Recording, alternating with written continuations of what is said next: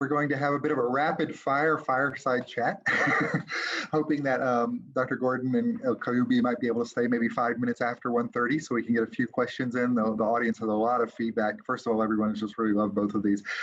One question that we'll start with that sort of spans several different questions in the Q&A, of course, is ethics.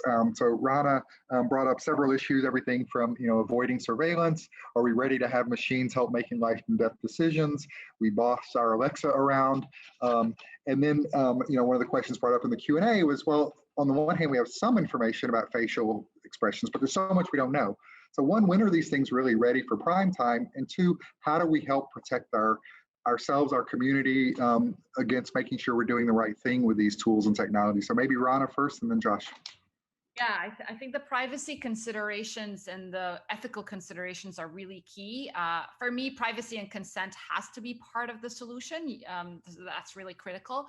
And then there's a question mark around who owns the data and who has control over the data. And then how do you use it, right? Do you use it for analytics and insights at an aggregate scale, which is a lot of what Josh was talking about, or do you then personalize it so then you're able to use it as part of the treatment? And I think the bar should be and ought to be a lot higher when we get to that point. So yeah, there's a lot of questions. Scale is one of them. We've really struggled to bring our technology to kind of the health space at scale. We've done a number of proof of concepts with various players, but scale is missing, and we need the scale to increase the accuracy of the classifiers. So I would love to have a conversation with you, Josh, around how maybe we can bring some of our technologies to some of these like broader initiatives and databases. I think that's what would move this, forward. So those are all great points. I would add one more, that we need to be very concerned about the inclusion of diversity in our samples, because we want to make sure that the databases that we gather are and the clinical decision engines that we might make are applicable broadly to the US population, or the global population, actually, because a lot of the innovation is actually happening internationally now, and especially in healthcare. And that's and we want to make sure that the information we use is broadly applicable, as one more complexity to the ethics thing. Coming back for a moment to consent, I think that is crucial. And I think it's important that individuals who are going to be volunteering, whether for healthcare or other purposes, understand what the uses of their data might be. And some of the increasing attention to these issues, particularly around the continued use of data for other purposes and generalized consent processes, are really important to work through and make sure that people understand what their data will be used for. Terrific, thank you.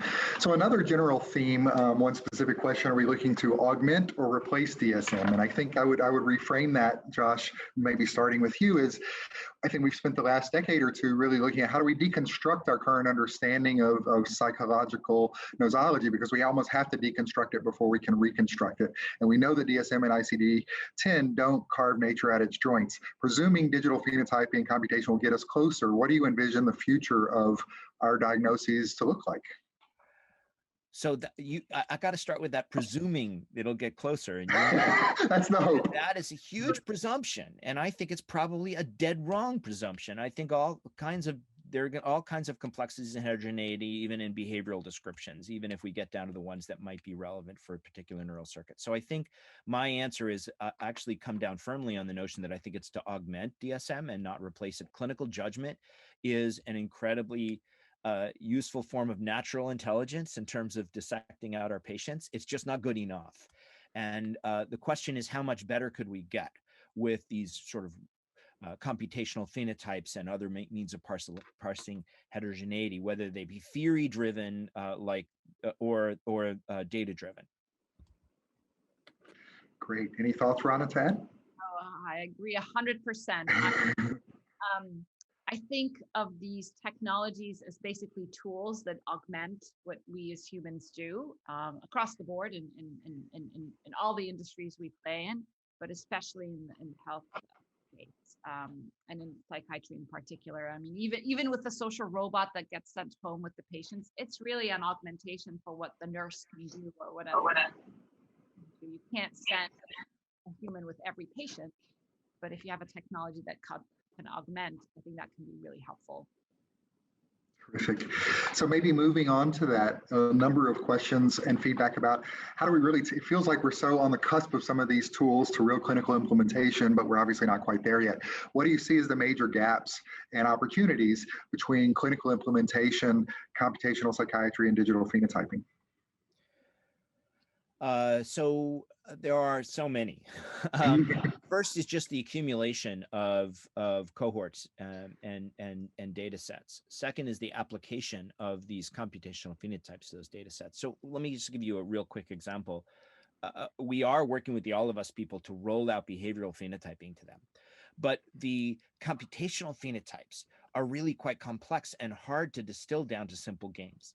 And so you don't have a 5-minute version that can be described quickly to someone using 5th grade language in multiple languages so that it's applicable more broadly. So we end up with some of these less rigorously mathematically defined behaviors that we can roll out now.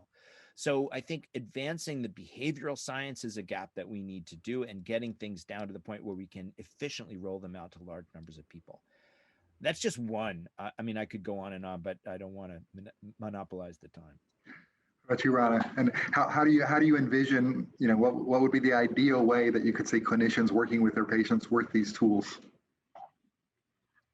I think for me, the real opportunity is to be able to do longitudinal tracking, right? So if patients are able to engage with these tools when they're not in the doctor's office, and then they visit the doctor every few weeks, that provides a window into the time elapsed between visits in a way that's, again, not possible today. And I think that's where the real power is. So I'm excited about this longitudinal kind of tracking of data.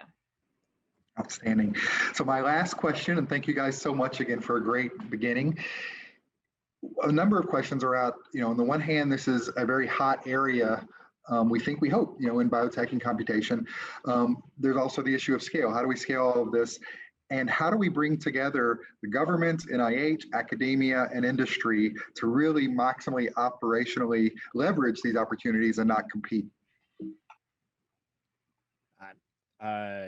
It's tough. Go ahead, Josh, you first. What'd you say? Tough one sometimes, but we've done that successfully now with schizophrenia. We have a public-private partnership there. Individual academic groups are working with technology companies on specific projects, but particularly the stumbling block we get to is around data access and data use. One of the things we'd love to be able to do is incorporate, I didn't put it on there, but incorporate social media data into our studies. And that's been a real challenge, except for some one-offs. I think perhaps it's the smaller companies that might be more nimble. And I'm encouraged by some of the collaborations that you've shown today, Rana, and in terms of Affectiva being able to work with folks with really interesting ideas. We do also support some small companies directly with grants, but anyway, I'm curious what you might have to say, Rana, because I think that's the more interesting perspective. I mean, earlier, well, it's exactly what you said.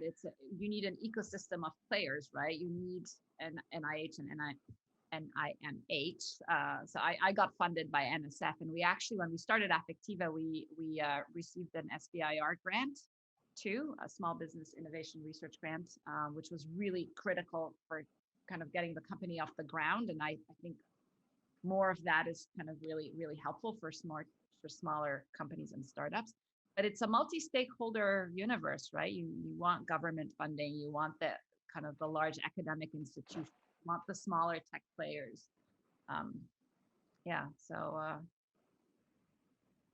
Which I think is exciting, right? Like if we can figure out how to partner effectively, I think that's great. Better together. I think that's one of the slogans. Thank you so much, Dr. el Kaliouby, and thanks so much, Dr. Gordon. Really great way to start the day. Really appreciate it. So for all of our listeners, thanks again.